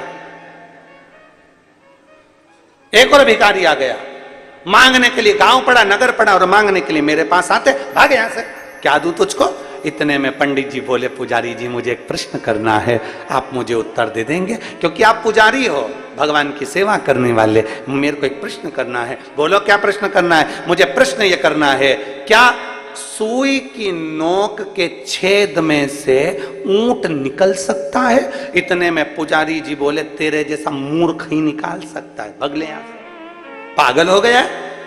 सुई के छेद में से क्या ऊंट निकलेगा? निकल यहां से। धक्का दे दिया। पंडित जी आगे गए तो संत लेटे हुए थे, उनके पास जाकर कहा, संत जी आपसे एक प्रश्न करना है जो मैंने पुजारी जी से करा। बोलो क्या प्रश्न है? प्रश्न ये है, क्या सुई की छेद में से ऊंट निकल सकता है? इतने में संत उठकर बोले, अरे क्यों मूर्खों जैसी बात करता है, सुई के छेद में से ऊंट क्या पूरी सृष्टि निकल सकती है अगर महादेव चाहे तो। अगर महादेव चाहें तो एक छेद में से सृष्टि 50 बार निकलेगी और 50 बार इधर 50 बार उधर जा सकती है। अगर महादेव चाहें तो छेद में से भी सृष्टि को निकाल सकते हैं। बस इतने में तो पुजारी जी ने सुना कि संत ने कहा कि एक छेद में से सृष्टि भी निकल सकती है। पंडित जी ने पुजारी जी को बुलाया, देखो इसको विश्वास कहते हैं। तुम मंदिर में घंटी तो हिलाते हो, पूजन तो करते हो, पर मंदिर के भगवान के प्रति तुम्हारा विश्वास नहीं है। और ये संत बाहर पड़ा है, उसका विश्वास इतना प्रबल है कि वो जानता है कि छेद में से भी पृथ्वी निकालने का दम महादेव रखते हैं। अगर पृथ्वी को निकालने का दम रखते हैं, पृथ्वी को बार बार निकालने का दम रखते हैं, तो तेरे पेट भरने की जवाबदारी भी महादेव रखते हैं। पर कब? जब तेरा विश्वास प्रबल हो जाए, जब तेरा भरोसा प्रबल हो जाए। संत पड़ गया, उसको मालूम है भोजन देगा महादेव, खिलाएगा महादेव, रखेगा महादेव। और हम ये सोचते हैं कि हम पूजन कर रहे हैं, भगवान का श्रृंगार कर दिया हमने, भगवान का ये कर दिया हमने, भगवान का वो कर दिया हमने, तो इतना करा हमने, तो इतना करा। कई लोग ऐसे होते हैं, हमने तुम्हारी इतनी सेवा करी, तुमने हमको दिया ही क्या? तुमने फिर फल पाया क्या? तुमने विश्वास भरोसा भगवान के प्रति प्रबल रखो। जिस दिन भरोसा प्रबल होगा उस दिन शिव तत्व जरूर प्राप्त होगा, शंकर जरूर मिलेगा। एक पत्र है,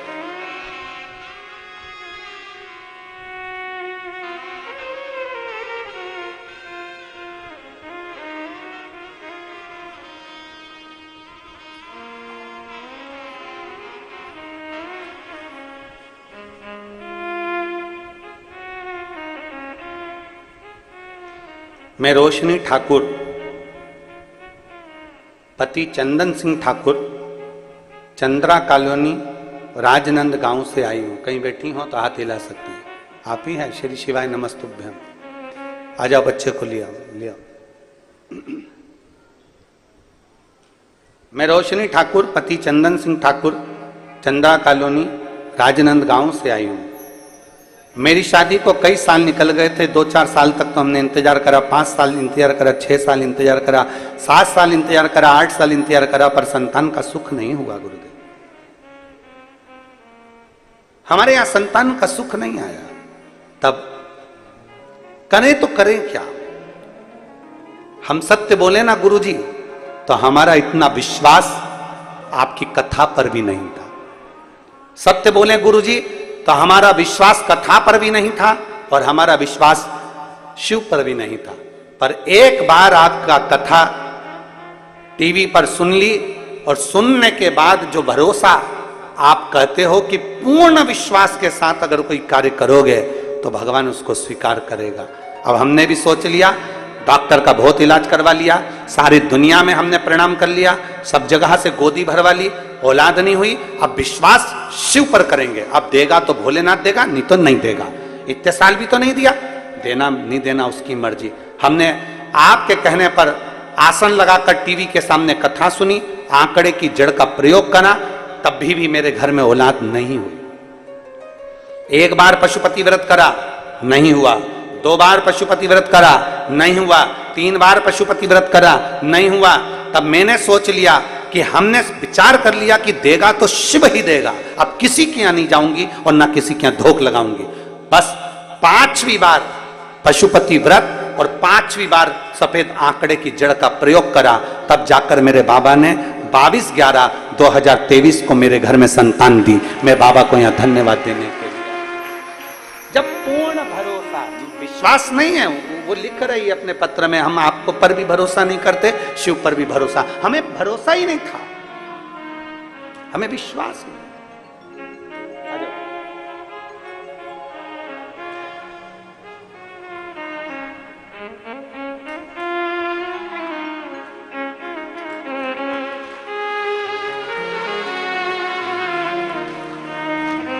शंभु शंभु।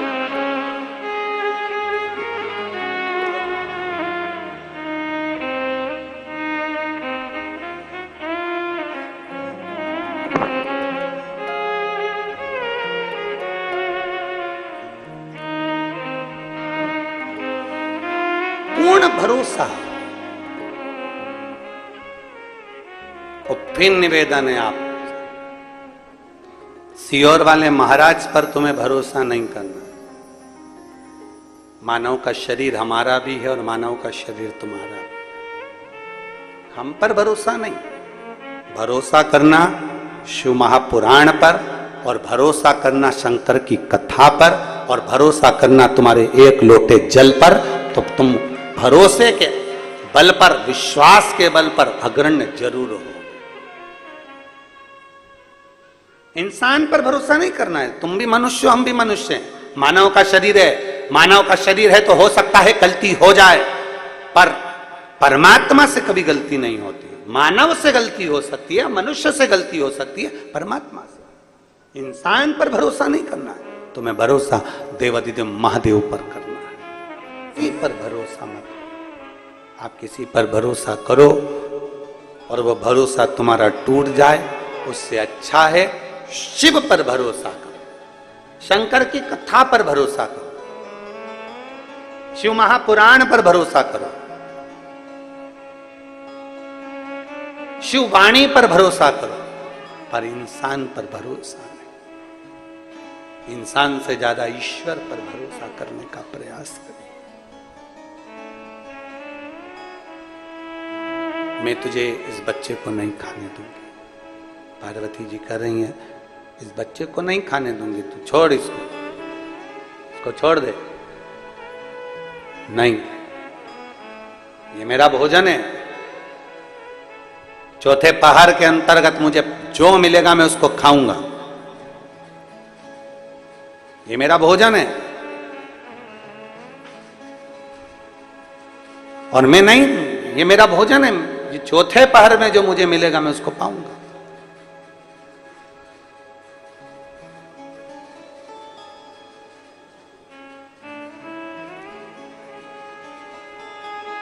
मैं तुझे, चौथे पहर का भोजन है मेरा। एक लाइट में अंदर जाइए।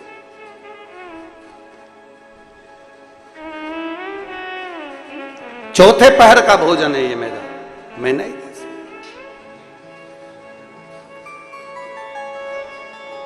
और चौथे पहर के भोजन को मैं कैसे दे दूं तुझको? कैसे दे, कैसे प्रदान करूं?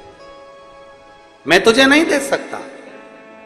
पार्वती मैया ने तुरंत बारंबार कहा, माता पार्वती जी ने, मां पार्वती जी बारंबार कह रही हैं, नहीं, इस बच्चे को तो मैं तुझे नहीं खाने दूंगी, ये बच्चा मैं तुझे नहीं दे सकती। तो कुछ और मांग ले, तुझे क्या चाहिए? तू जो बोले मैं तुझे देने को तैयार। बोल तुझे क्या चाहिए? तू जो मांगेगा मैं तुझे देने को तैयार हूं। तू जो कहे मैं तुझे दे दूं। मांग, तुझे क्या चाहिए?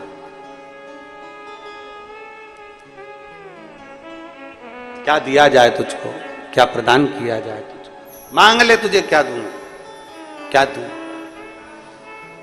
मगर ने, घड़ियाल ने उसी समय, उसी पल, उसी घड़ी बोला, सुनो, फिर जो मांगूंगा तुमको देना पड़ेगा इस बच्चे के लिए। मांग ले, तुझे क्या चाहिए? दे दे, मांग ले, देऊंगी तेरे। घड़ियाल ने कहा, मगर ने कहा, अगर देना चाहती हो तो बस इतना दे दो कि तुम्हारे श्रावण के महीने में, श्रावण के महीने में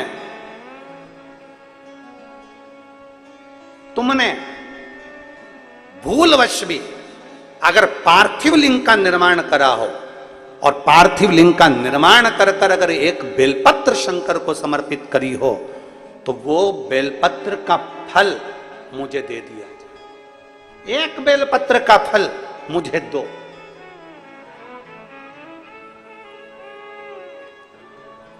एक बेलपत्र का, हाँ, केवल एक बेलपत्र का फल मुझे दे दीजिए, केवल एक बेलपत्र का फल मुझे प्रदान कर दीजिए, केवल एक बेलपत्र का फल मुझे दे दीजिए। एक बेलपत्र? हाँ। पार्वती जी कहती हैं इस बच्चे के लिए मैंने हजारों वर्ष तक अगर तप करा हो तो वो तप भी तू ले ले, मैं तुझे देने को तैयार हूं। 1000 वर्ष का तप मैं घड़ियाल तुझे देने को तैयार हूं, पर एक निवेदन है कि श्रावण महीने में जो मैंने एक पार्थिव लिंग का निर्माण करा और जो बेलपत्र समर्पित करा उसका पुण्य मैं तुझे नहीं दे सकती।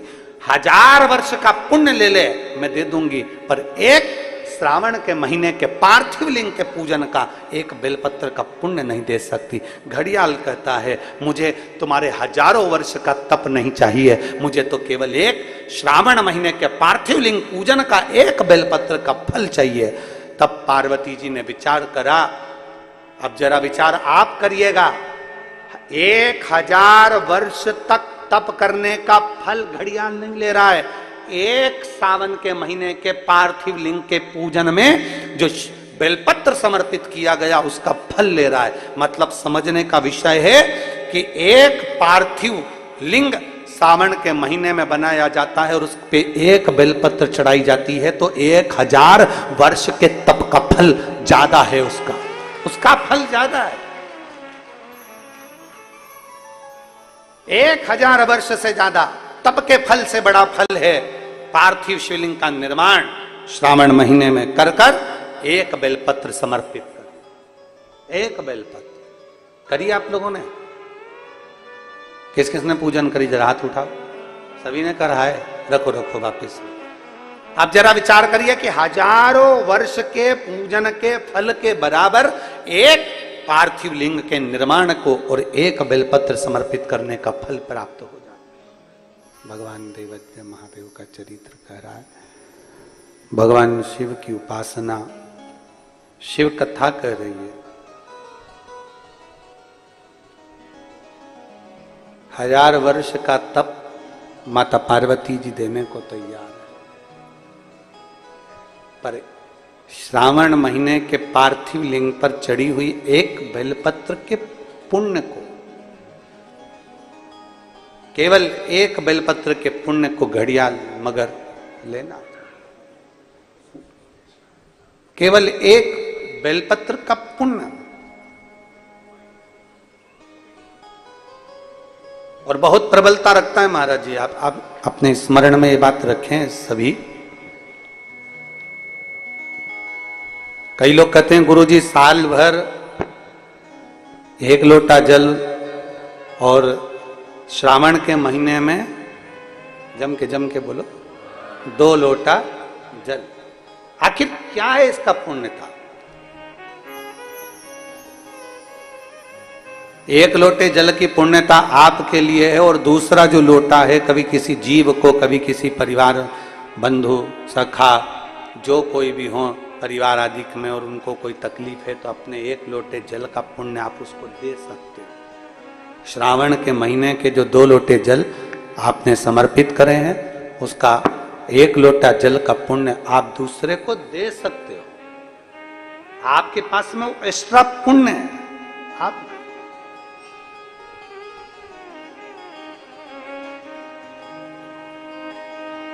तब साधना माता पार्वती जी ने करी, एक बेलपत्र का पुण्य माता पार्वती जी ने दे दिया। जैसे ही पुण्य दिया तभी मगर तो चले गया, पर वो बालक में से स्वयं देवादिदेव महादेव प्रकट हो गए, मेरा शिव प्रकट हो गया, देवादिदेव महादेव प्रकट हो गए, मेरा शंकर, मेरा ओघड़दानी, रिटर्न बड़ा रिटर्न, मेरा शिव, मेरा ओघड़दानी, मेरा शंकर प्रकट हो गया, मेरे शिव प्रकट हो गए। महादेव ने कहा सुनो पार्वती, दुनिया के कई संसार के मनुष्य अपने पुण्य को एकत्रित करते हैं पर देते नहीं हैं। नेत्र बंद कर कर बैठ गए, साधना कर कर बैठ गए, साधना करने बैठ गए, माला पकड़ कर बैठ गए, पर कभी परमार्थ का कार्य नहीं करा। पार्वती तुमने तप साधना के साथ में एक परमार्थ का कार्य करा, एक छोटे से बच्चे के प्राणों को तुमने बचाया, इसलिए ये शंकर तुम्हें स्वीकार करता है और तुम मेरी अर्धांगिनी बनोगी। मैं तुम्हें स्वीकार करता हूं, मैं तुम्हें स्वीकार करता हूं, तुम मेरी अर्धांगिनी बनोगी, क्योंकि एक परमार्थ का कार्य तुमने करा, इस बच्चे को श्रेष्ठता प्रदान की। आज कितना शिव पुराण की कथा, भगवान शंकर का संवाद, भगवान शंकर की कथा आज के समय में कितना कितना परमार्थ का कार्य कर रही है। जरा विचार करिए, कहीं किसी के 15 साल, कोई 20 साल, कोई 25 साल, कोई एक पत्र है, देखिए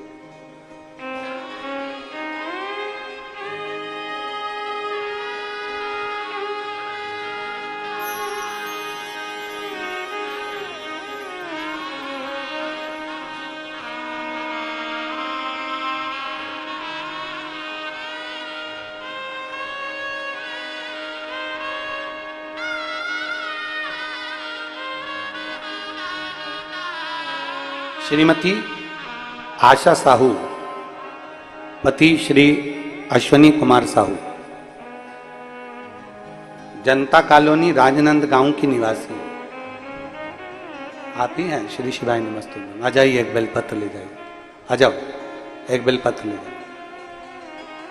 श्रीमती आशा साहू, पति श्री अश्वनी कुमार साहू, जनता कॉलोनी राजनंद गांव की निवासी हूं। मैं भोले बाबा का क्या गुणगान करूं गुरुदेव।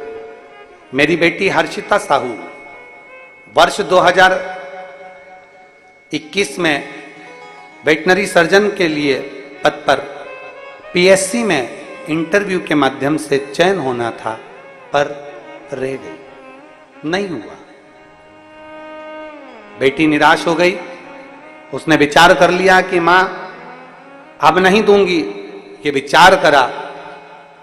तब बेटी ने आपके मुख से कथा को सुना और उसके दिल में फिर ऊर्जा जागी और उसने विचार कर लिया कि वो सीहोर वाला महाराज कहता है कि हिम्मत कभी नहीं हारना, अपने कर्म के प्रति जागरूक रहना। फिर मेरी बेटी ने सोच लिया अब की बार फिर एग्जाम देती। 21 में मेरी बेटी ने एग्जाम दिया।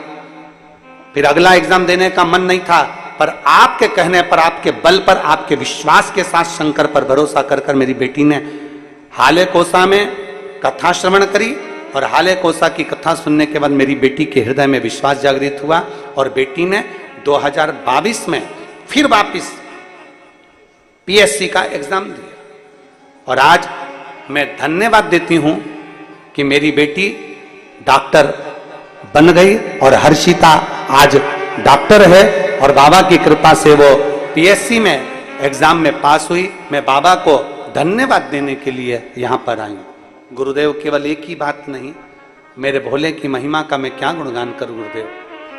मेरा बेटा अविनाश साहू जो सिविल इंजीनियरिंग कर चुका था, 2 वर्ष उसको हो गए थे, पर कहीं उसकी नौकरी नहीं लग रही थी। 2 साल से इतना परेशान था। आखिरी में मैंने उसको शिव महापुराण के बारे में वर्णन किया और मैंने कहा कि भगवान शंकर पर विश्वास कर। वो सीहोर वाला महाराज कहता है किसी पर भरोसा करो ना करो, शंकर पर भरोसा जरूर करो। 1 लोटा जल चढ़ाने मंदिर जा। और बाबा की ऐसी कृपा, कावड़ यात्रा हम फिर निवेदन करेंगे आप लोगों को। 17 अगस्त की कावड़ है, सुबह 9 बजे बाबा की कावड़ सीवन नदी से भराएगी और कुबरेश्वर धाम तक जाएगी। दिल से बाबा को कावड़ चढ़ाकर बाबा से प्रार्थना जरूर करना कि अगली बार आऊं तो मेरी भी नौकरी जरूर लग जाए, ऐसी कृपा करना। बाबा की कावड़ का वर्णन करा। फिर मेरा बेटा अविनाश साहू सीहोर गया और सीहोर जाकर बाबा से विनती कर, जल चढ़ाकर बाबा का कावड़ का स्मरण कर, बाबा ने ऐसी कृपा करी कि हमको भी भरोसा नहीं था क्या कि मेरा बेटा इंजीनियर होने के बाद 2 साल से बैठा था पर उसका नहीं हो रहा था। और आज बाबा की कृपा से पीएससी का एग्जाम उसने भी क्लियर करा और जल संसाधन विभाग में उसकी नौकरी लगी। मैं बाबा को धन्यवाद देने के लिए आई।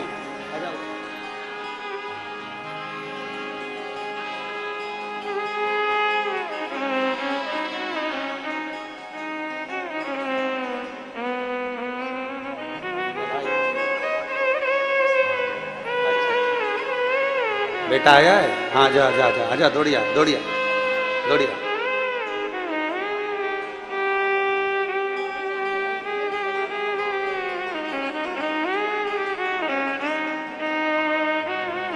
दीदी बोल रही हैं, बच्चों में शिव भक्ति और सेवा का ऐसा क्रम हुआ, वहां भी सेवा करी और बेटा यहां पर भी सेवा में लगा है, और बाबा की कृपा से जल संसाधन विभाग में उसकी नौकरी लगी है। शिव बधाई आपको, बहुत क्या नहीं देता शिव, शंकर क्या नहीं देगा? आपका भरोसा, आपका विश्वास अगर दृढ़ है, शिव के प्रति अगर आपका भरोसा दृढ़ है, शंकर के प्रति आपका भरोसा, आपका विश्वास दृढ़ है, तो शिव देता जरूर है। बोल बम का नारा है, सारी समस्या का हल शिव देता जरूर है। फिर निवेदन करेंगे, थोड़ी मेहनत हाथ की, बाकी कृपा भोले नाथ की। आप अपनी मेहनत पूर्ण रखिए। आप अपनी मेहनत जब पूर्ण रखोगे, आप अपनी मेहनत पूर्ण करोगे, तो मेरा शंकर भी आपके साथ कदम से कदम मिलाकर आगे लेकर जाएगा। खाली ना जाता कोई दर से तुम्हारे, खाली न जाता कोई दर से तुम्हारे, मैं भी खड़ी हूँ नंदी बाहे पसारे, अपने हृदय से लगा लो, लगा लो, गिरा जा रहा हूँ, उठा लो, उठा लो, भोले अपने दर से अब तो हटा लो, गिरी जा रही हो, उठा लो, उठा लो। एक विश्वास अपने भीतर जागृत करिए, एक भरोसा अपने भीतर जागृत करिए, एक दृढ़ता अपने भीतर जागृत करिए। जब विश्वास जागृत हो, भरोसा जागृत हो, तब शिव मिलने में देरी नहीं। पार्वती, तुम मुझे प्राप्त होगी, तुम मेरी अर्धांगिनी बनोगी, मैं तुम्हें स्वीकार करूंगा।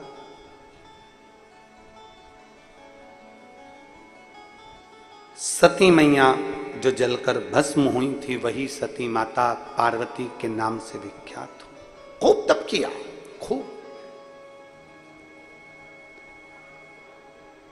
खूब भरोसा करा भगवान शंकर पर कि मुझे अगर शिव मिलेंगे तो मिलेंगे ही, ये निश्चित एक पत्र है।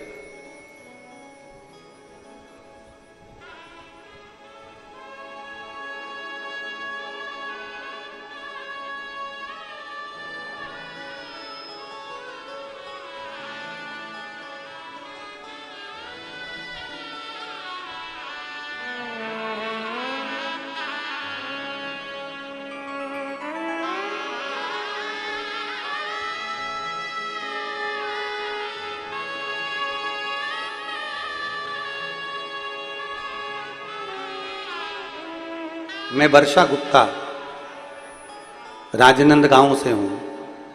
वर्षा गुप्ता कहीं बैठी हैं? आप ही हाथ हिला दे बेटा, आ जाओ, एक बेलपत्र ले जाना। मैं वर्षा गुप्ता राजनंद गांव से हूं।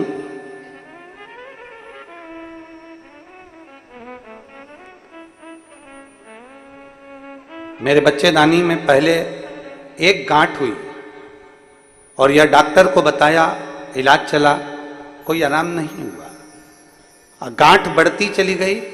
तब हम डॉक्टर ने कहा कि ऑपरेशन कराना पड़ेगा। तब भिलाई में गए और भिलाई में जाकर हमने डॉक्टर से बात करी, तो डॉक्टर ने वहां भी हमको ऑपरेशन का बोल दिया। हम फिर रायपुर चले गए। रायपुर में डॉक्टर से बात करी तो डॉक्टर ने कहा कि ऑपरेशन भी करना पड़ेगा और पेट में एक इंजेक्शन लगवाना पड़ेगा, जिससे ये गांठ बढ़ना कम हो और फिर इसका ऑपरेशन हो। डॉक्टर ने कहा तुम्हारे गर्भाशय में पहले एक गठान थी, अब धीरे धीरे वो 2 और 3 गठान हो गई है, वो गठान बढ़ती जा रही है, करें तो करें क्या। मन नहीं करा ऑपरेशन कराने का। तब हमारे को मेरी मम्मी ने मुझे बोला कि तू एक काम कर, रोज शंकर जी के मंदिर में जा और शिव जी का चढ़ा हुआ जल उठाकर नंदी के पास बैठकर उसको पीना प्रारंभ कर। मैं जल लेती, नंदी के पास बैठकर पीती, बेलपत्र उठाकर उसको खाती और पशुपतिनाथ का व्रत करती। मैं बाबा को धन्यवाद देने के लिए आई हूं। 22 दिन के बाद मैं वापस जांच कराने के लिए रायपुर गई, तो रायपुर के डॉक्टर ने कहा, सोनोग्राफी कराई और जांच में आया कि जो अंदर 3 गांठें थी वो पूरी गांठें समाप्त हो गई थी और मैं पूर्ण तरह से स्वस्थ हूं। अब मेरी कोई दवाई गोली कुछ भी नहीं चल रही और बाबा की कृपा से मैं ठीक हूं।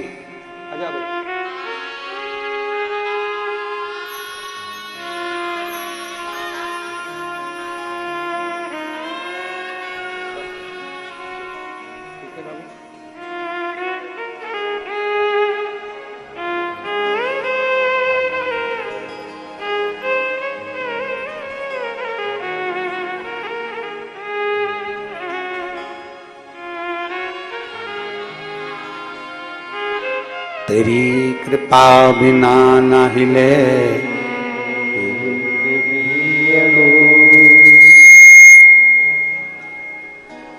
तेरी कृपा बिना न हिले एक भी अणु, लेते श्वास तेरी कृपा से तनु तनु।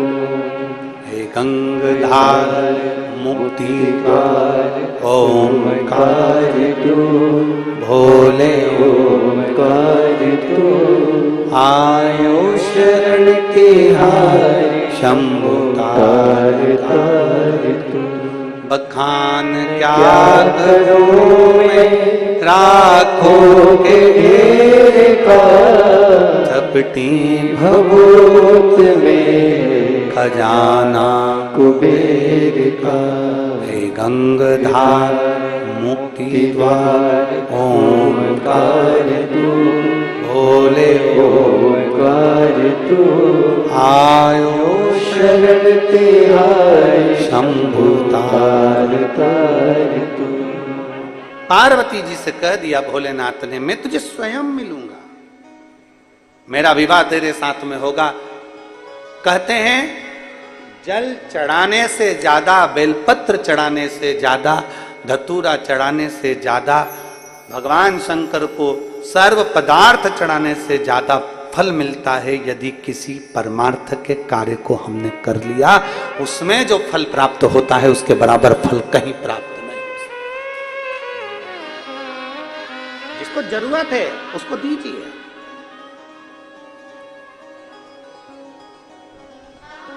थोड़ा सहयोग प्रदान करने का प्रयास कीजिए, थोड़ा सा सहयोग प्रदान करने का प्रयास कीजिए। महाराज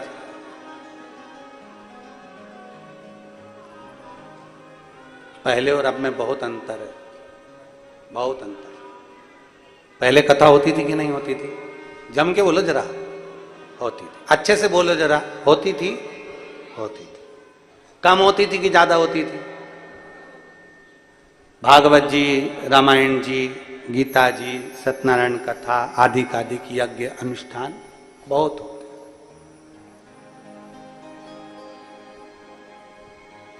यज्ञ बड़े पहले, कथाएं बड़ी पहले, कथा में भीड़ बड़ी पहले, मंदिर बड़े, देवालय बड़े, कथाकार बड़े, सब कुछ बड़ा। पर सब बढ़ने के साथ में 2 चीजें नहीं बढ़ पाई थी। कथा के कार्यक्रम बड़े थे, यज्ञ बड़े थे, अनुष्ठान बड़े थे, कथाकार बड़े थे, सब कुछ बड़ा, देवालय शिवालय सब बड़े, पर 2 चीजें नहीं बढ़ पाई थी। एक विश्वास और दूसरी भक्ति। जब से शिव पुराण चालू हुई तब से 2 चीजें बढ़ गई।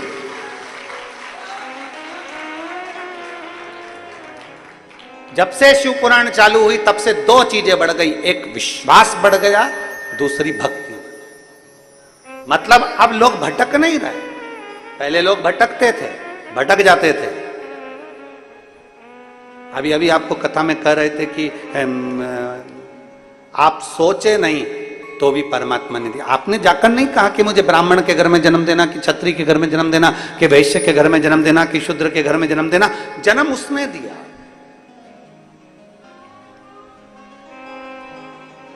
अगर तुमसे वहां पूछा जाता कि बता तुझे मैं कहां जन्म दूं, तो तुम फिर कुछ अच्छा ढूंढ लेते कि मुझे जो बहुत करोड़पति है, पहले मैं टार्च से लाइट जला के देख लूं पूरे राजनांदगांव में कि किनके यहां धन ज्यादा है, किनके घर में गाड़ी बंगले जाते हैं, तो मुझे उसी के घर में जन्म दे।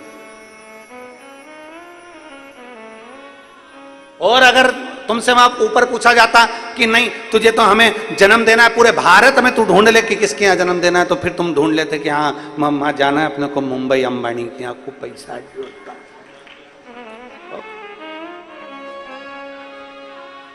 खूब धन मन अच्छा जोरदार है, तो अपन भी चलो वहीं पे जन्म दे। अगर तुमसे पूछता तो। पर 3 जगह पर तुम्हारी नहीं चलती, 3 जगह पर तुम्हारी नहीं चलती, उसकी चलती है।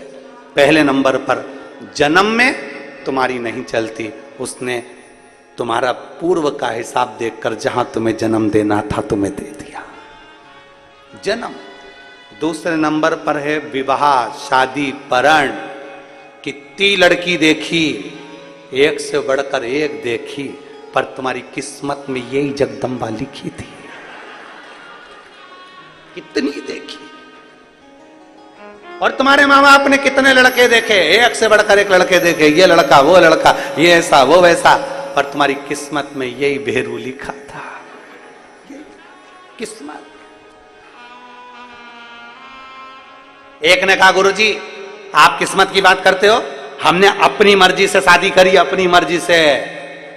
मैंने पहले लड़की पसंद कर ली थी और उससे ही करी। मैंने कहा बेटा ये भी उसी ने पसंद कर कर रखी थी, तेरा योग वहां लिखा था, तेरा योग वहां लिखा था, इसीलिए उससे हुई है। वो नहीं लिखता तो नहीं होता। जन्म, परण और मरण। कई लोग सोच कर बैठते हैं कि मैं मरूंगा तब ऐसे मरूंगा, मेरी मृत्यु ऐसी हो, मेरा अंतिम समय ऐसा हो, मैं ऐसा करूं वैसा करूं, सारी प्रॉपर्टी इसको इतना दे दूंगा, उसको उतना दे दूंगा। जीवन का क्या भरोसा। ध्यान देना, उसने जो लिख कर रखा है उसके बराबर मृत्यु भी नहीं मिलती। ना जाने कब कहां कैसे जाना पड़ जाए, किसी का भरोसा नहीं है। आपके सोचे से नहीं चलता।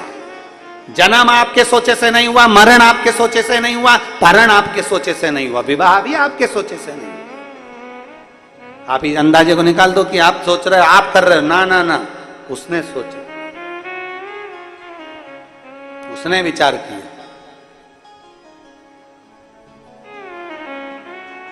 वो सोचे सो है, हम क्या विचार करें।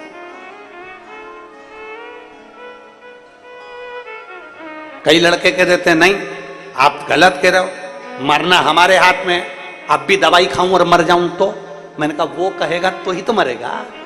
तेरी बुद्धि में भी तो बात आना चाहिए कि सुसाइड भी कैसी डिजाइन में करना है।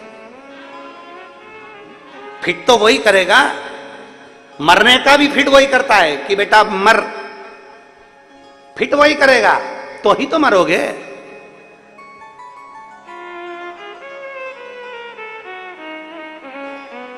हम उस परमात्मा की गलतियां देख रहे होता है। कभी ऐसा नहीं कि परमात्मा में गलती नहीं देखते। हम कई बार एक पटेल साहब थे, बहुत अच्छे पटेल साहब, जा रहे थे अपने ससुराल जा रहे थे, तो चलते चलते वो थक गए। तो गांव में उन्होंने सोचा भूख बहुत लग रही है, करूं क्या। सामने एक आश्रम दिखा तो पंडित जी के आश्रम में संत जी के यहाँ गए।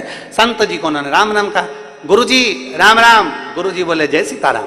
आओ पटेल साहब क्या बात है। पटेल साहब बोले गुरुजी भूख लग रही है। गुरुजी ने कहा लो आटा और भाटा खाओ, ले खाओ तुम। गुरुजी ने आटा दे दिया और भट्टा क्या बोलते हैं इधर, भट्टा, हाँ भट्टा। गुरुजी ने आटा और भट्टा दे दिया उसको कि ले बनाओ और खाओ। टिक्कड़ सेक लो और भट्टे का भुर्ता बना लो। अब इतने में पटेल साहब ने कहा गुरुजी आपके यहाँ भोजन नहीं? तो गुरुजी बोले नहीं, आज हमारे को ना दूसरे गांव में भोजन करने जाना है, आज हमारा निमंत्रण है तो हम वहां जाएंगे। तो इतने में कहा गुरुजी वहां निमंत्रण में क्या क्या मिलेगा? तो कि खीर मिलेगी, पूड़ी मिलेगी, मालपुआ मिलेगा, कचौड़ी मिलेगी, भजिया मिलेगा। अब वो तो सेठ जी हैं, उनके यहाँ तो माल टाल तो अच्छा मिलेगा, बहुत अच्छे पैसे वाले लोग हैं, दक्षिणा भी अच्छी मिलेगी। तो इतने में पटेल साहब बोले तो तुम जा रहे तो हमको भी ले चलो। गुरुजी बोले नहीं, देखो वहां संतों का भोजन है, वहां केवल संत भोजन करेंगे, बाकी का कोई नहीं जाएगा। इतने में तो पटेल साहब चतुर थे, उन्होंने कहा कौन बनाए आटा भाटा, कौन यहाँ पर रांधेगा, कौन बनाएगा? उससे अच्छा गुरुजी के साथ चलो। पटेल साहब तुरंत गए, उन्होंने अपना गमछा तन पे से कपड़ा उतार दिया, एक पिछोड़ा पड़ा था तन कंधे पर, उसको उन्होंने लंगोट बांध कर दिया, और जो राख पड़ी थी उसको पानी में गीला कर कुरा के सब दूर पोत पोता लिया, सिर पे त्रिपुंड लगा लिया, चंदन, और गुरुजी के पास आकर बोला देखो तुम्हारे जैसा हो गया, अब तो चलेगा। गुरुजी ने मन में सोचा पीछे ही पकड़ के बैठा है, खाए बिगर मानेगा नहीं। गुरुजी ने कहा चल। अब पटेल साहब जा रहे थे ससुराल और पड़ गए संत के साथ, संत के साथ चल दिए भोजन करने। एक गांव निकला, दो गांव निकला, तीसरे गांव में पहुंचे। जैसे ही तीसरे गांव में पहुंचे और तीसरे गांव में पहुंचते से ही बस सेठ जी के घर में जैसे ही भोजन करने के लिए जाने लगे, जो सामने घर देखा तो पटेल साहब को तो लगा ये तो मेरा ससुराल,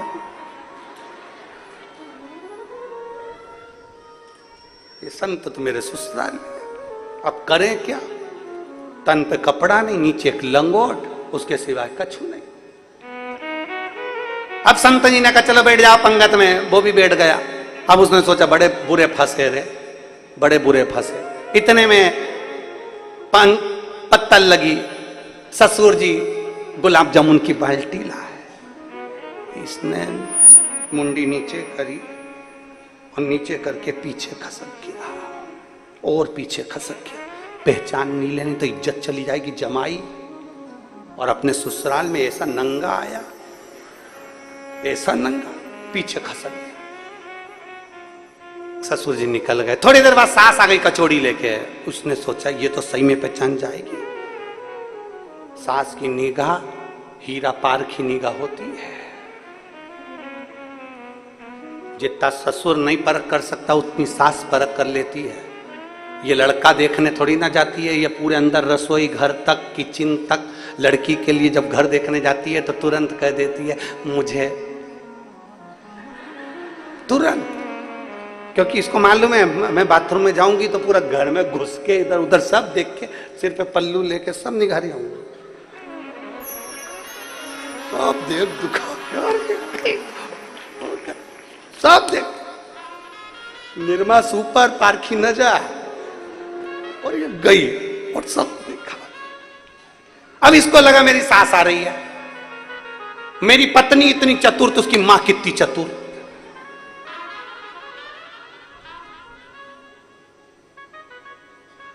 ये नीचे मुंडी करके और पीछे खसक गया, खुश हो गया, पहचानी नहीं। इतनी देर में आ गया साला, अब और घबरा गया, ये तो पक्का पहले से ही मेरे पीछे पड़ा है, ये और पीछे खसका। अब मालूम क्या था कि कुआं था पीछे, और जो कुएं में धड़ से जा रहा था तो कुएं की एक सरिया निकला था, उस सरिये में फंस गई इसकी लंगोट, लंगोट सर। अब ये तो कुएं में और लंगोट ऊपर, पूरे अंदर। इतने में सारे चिल्लाए अरे एक महात्मा कुएं में गिर गया, एक महात्मा कुएं में गिर गया। जो साथ में महात्मा जी आए थे संत, उनको तो मालूम था पटेल साहब जान दे, हमने मना करा था, काय को आया खाने के लिए, और पीछे खसकता गया। आगे बढ़ना चाहिए खाने के लिए कि पीछे खसकना चाहिए? पीछे खसक गया। अब जान दे उसको कुएं में। महात्मा जी तो अपने कमंडल में जल ली और चल दिए दक्षिणा लेकर। ये सारे लोग इकट्ठे हुए, महात्मा कुएं में गिर गया, महात्मा कुएं में गिर गया। लोग रस्सी डाले, अब ये रस्सी नहीं पकड़े क्योंकि बाहर निकलेगा। अब तो पानी में एक तो नंगे और ऊपर से पानी में सब धुल गए, और सब पहचान जाएंगे कि जमाई साहब ऐसे, अब ऐसे जमाई। तो ये रस्सी नहीं पकड़े, ऊपर से चिल्ला रहे पकड़ लो, नहीं पकड़े। अरे पकड़ लो। इतने में जमाई ने सोचा कितनी देर तक रहूंगा, आखिरी में मरी जाऊंगा, ऐसी इज्जत तो जान दे चूल्हा में, अपन तो अपने बचने का प्रयास करो। और जो उन्होंने रस्सी पकड़ी और लेके उनके ऊपर खींचा, खींचते से सास ने साले को आवाज लगाई, बेटा ये तो तुम्हारा दामाद दिख रहा है। और सास दौड़कर तुरंत जमाई के पास आई, आते से ही बोली, जमाई जी, लाला जी, तुम्हारी ऐसी दशा। दामाद आंख में आंसू भरकर पूरी कथा कह दिया। भूख लगी थी, संत के पास गया था, उन्होंने आटा भाटा दे दिया था, कौन बना था तो उनके साथ खाने आ गया। इतने में सास बोली, बेटा आज एक बात अपनी गठरिया में बांध ले, महाराजों के चक्कर में मत पड़ना।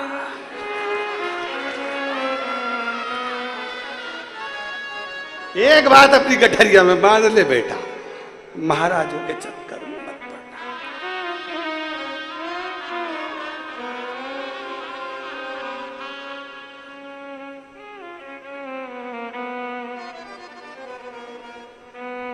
और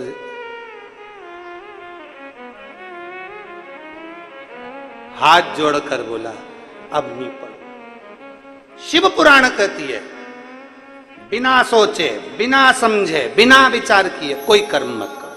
कई लोग मन में सोच लेते हैं कि मैं तो संत बन जाऊं, साधु बन जाऊं, उसमें मेरा फायदा होगा, मैं संत बन जाऊं, मैं भभूति तो मैं तिलक लगा लूं, उसमें मेरा लाभ होगा। ना ना, बिना सोचे समझे कुछ मत करो। 50 बार विचार करो, 10 से पूछो, अच्छा करो तो 10 से पूछो और बुरा करो तो 10 से पूछो। कुछ अच्छा निर्णय निकल जाएगा, कुछ अच्छा निर्णय तुम्हारे सामने आ जाएगा। हम तुरंत विचार कर लेते हैं कि बस संत बनने में फायदा है, साधु बनने में फायदा है, तपस्वी बनने में फायदा है, महात्मा बनने में फायदा है, और अपना घर छोड़कर हम महात्मा बन जाते हैं। मां भी मन नहीं लग रहा, बार बार याद आ रही, कल्लू की मां ना जाने क्या कर रही होगी, बार बार चित्त में विचार। हरियाली अमावस्या आई है, आज मेरे घर में पूरी बन रही होगी, बार बार चित्त, ध्यान नहीं लग पा रहा भगवान का, भगवान की भक्ति में नहीं रम पाया। 10 बार विचार करिए अच्छा करने से पहले और बुरा करने से पहले। 50 बार विचार करिए कि क्या हम जो कर रहे हैं वो हमारे हित का है कि नहीं। कपड़ा बदलना सरल है पर कलेजा बदलना कठिन। कपड़ा बदलना बहुत सरल है पर कलेजा बदलना कठिन है, मन बदलना कठिन है, चित्तवृत्ति बदलना कठिन है। पार्वती जी ने अपनी चित्तवृत्ति बदल ली, सती माता के रूप में जन्म ली थी, पार्वती के रूप में जन्म ले ली। पार्वती के रूप में जन्म लेने के बाद देवऋषि नारद ने कह दिया, अगर इसको तप करना है, साधना करना है तो इसको पति शिव के रूप में मिलेंगे। तब साधना में लीन हो गई। शंकर भगवान ने बार बार परीक्षा ली, एक परीक्षा नहीं, बारंबार परीक्षा। शिव लेता है परीक्षा। एक पत्र है,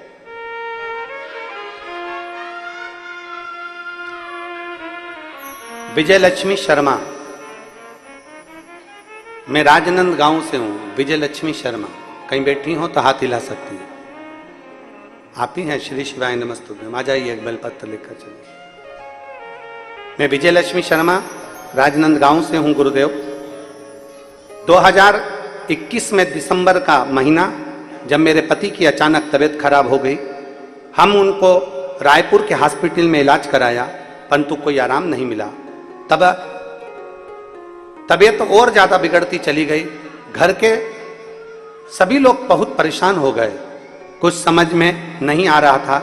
अचानक से उन्हें हार्ट अटैक फिर आ गया और जैसे ही हार्ट अटैक आया फिर हम उनको नागपुर के हॉस्पिटल में लेकर गए। नागपुर के हॉस्पिटल में पहुंचे तो उनकी हालत बहुत खराब हो गई और तुरंत इमरजेंसी वार्ड में उनको लेकर गए। वहां पर उनका इलाज चालू हुआ पर डॉक्टरों ने कह दिया कि तुम जो शरीर लेकर आए हो ये ठीक नहीं है,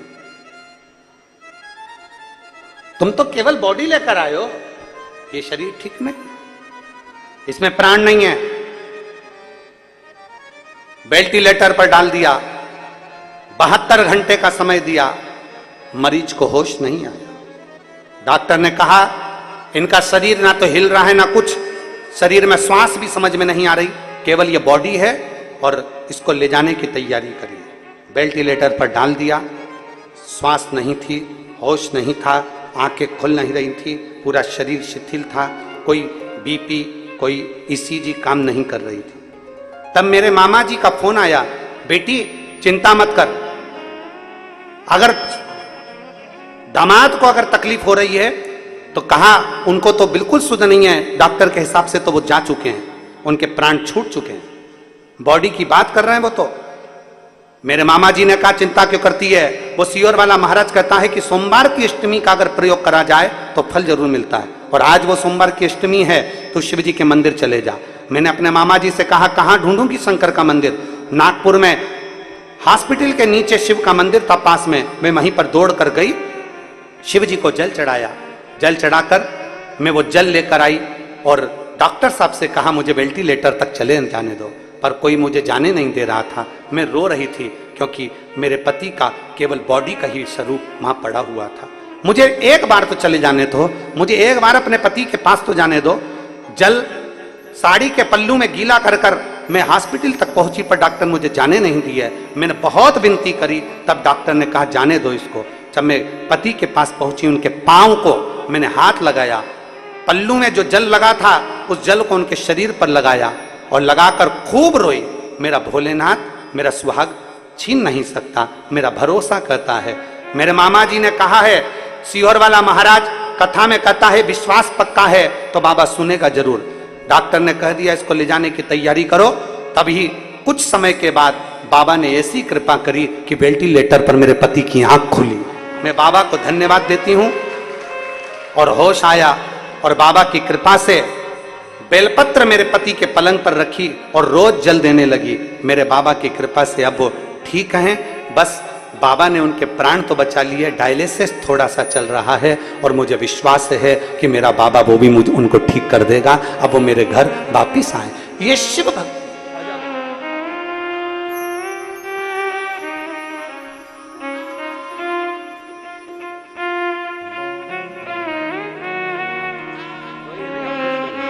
रोते नहीं आवा, अच्छा खुश खुश हो।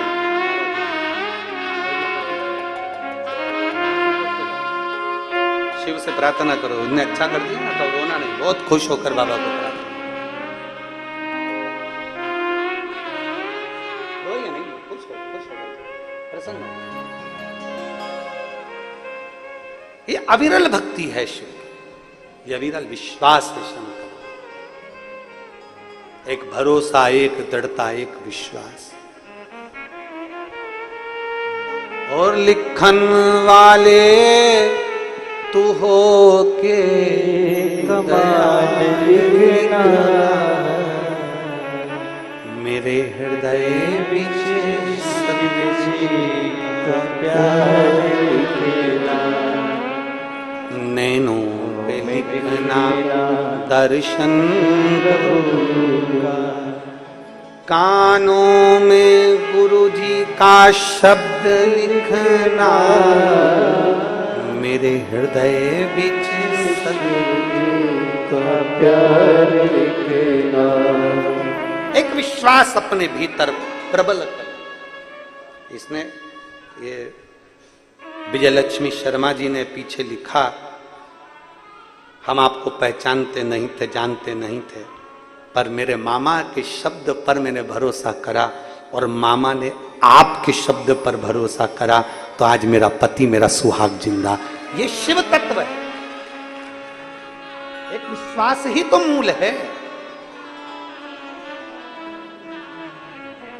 और रिश्ता तेरा मेरा सबसे प्यारा, रिश्ता तेरा मेरा सबसे प्यारा, तू मेरा बाबा, मैं हूँ तेरा लाला, मैं हूँ तेरा लाला, तू मेरा बाबा, मैं हूँ तेरा लाला, मैं हूँ तेरा लाला। पहले बड़े मंदिर बड़े, कथा बड़ी, कथाकार बड़े, देवालय बड़े, शिवालय बड़े, सब कुछ बड़े, कार्यक्रम भी बड़े, कथा भी बहुत बड़ी, पर पहले विश्वास नहीं बढ़ा था।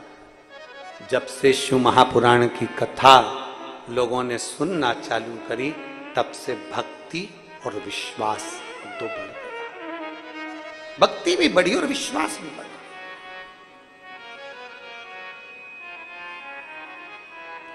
भक्ति बहुत बड़ी, विश्वास भी बढ़ा।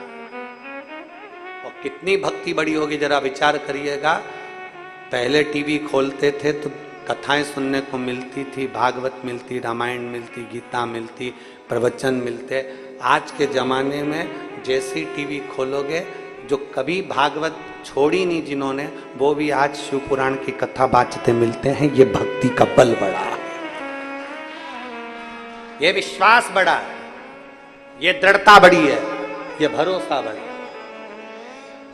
एक विश्वास अपने अंदर बढ़ाई, एक भक्ति का बल बढ़ाई।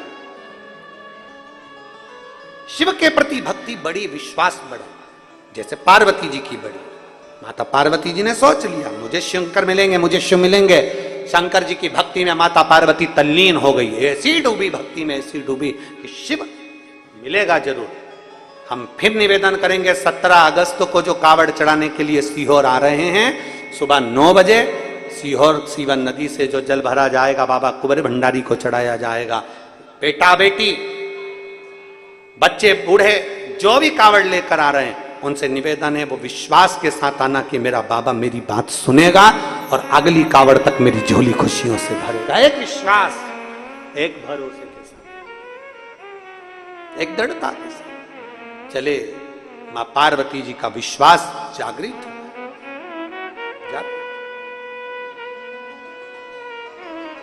शिव के बिना नहीं रह सकते। खूब परीक्षा ली गई। परीक्षा लेने के बाद आखिरी में देवाधिदेव महादेव ने विचार कर लिया, मेरे शंकर ने विचार, उसको स्वीकार करता हूं। कामदेव को भस्म किया। अब जरा देखिएगा कितना विचित्र कथा है। विवाह करने से पहले कामदेव को भस्म कर दिया गया, मतलब अपने अंदर काम के लिए विवाह नहीं हो रहा है। विवाह राम के लिए हो रहा है, काम के लिए नहीं। काम भस्म, कामदेव को भस्म करा गया।